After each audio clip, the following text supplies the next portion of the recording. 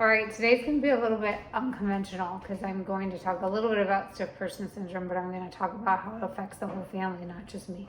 It obviously affects me every day, pretty much every second of every day. So there's a blindness for that matter. If you can possibly imagine, that would be affecting every moment of every day. So from waking up with a stiff neck or a stiff back or wanting to sleep in a different position that my body does not or won't let me sleep in because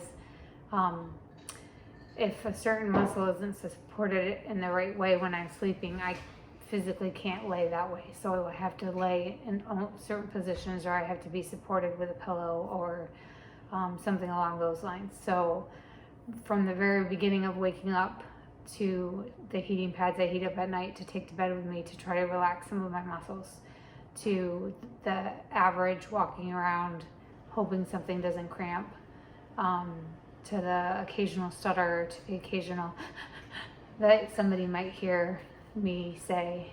These are all things that affect me every single day and the way that I have to go about my day and change my day.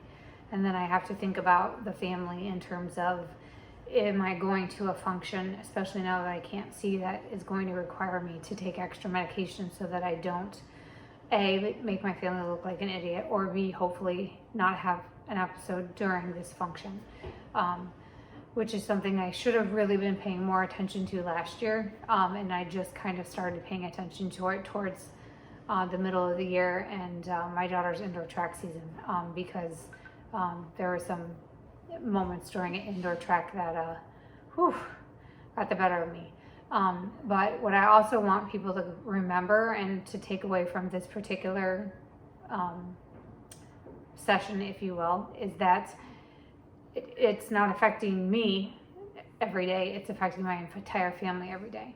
So my husband has to wake up every single day and wonder if he can cuddle with me in that certain position or if it's a wrong position for him. He has to make my coffee every morning now.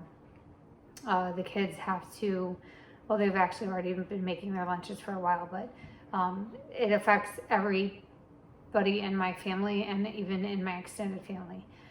So I guess what I want people to remember is that it's not just me that you have to ask how I'm doing.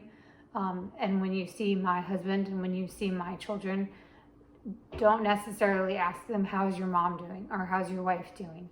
Ask them how they're doing, because I promise you, sometimes that's more important and will be a better question for them and a better response and a question that they probably need. They need to be asked how they are doing because they are going through this too, not just me, the whole family.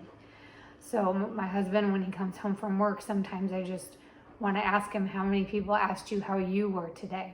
How many, not necessarily how many people asked you how I was. I don't care about that. It's nice if they asked how I was, but how many of them asked how you were doing?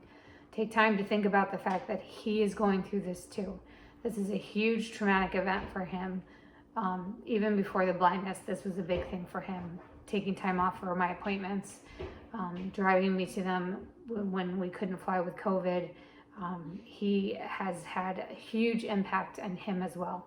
So anybody that's going through anything, whether it's cancer or Alzheimer's or anything like that, as a pharmacist, and I'm not trying to be cocky, but I always made it a point to, especially if I caught the spouse by themselves, to ask them how they were doing.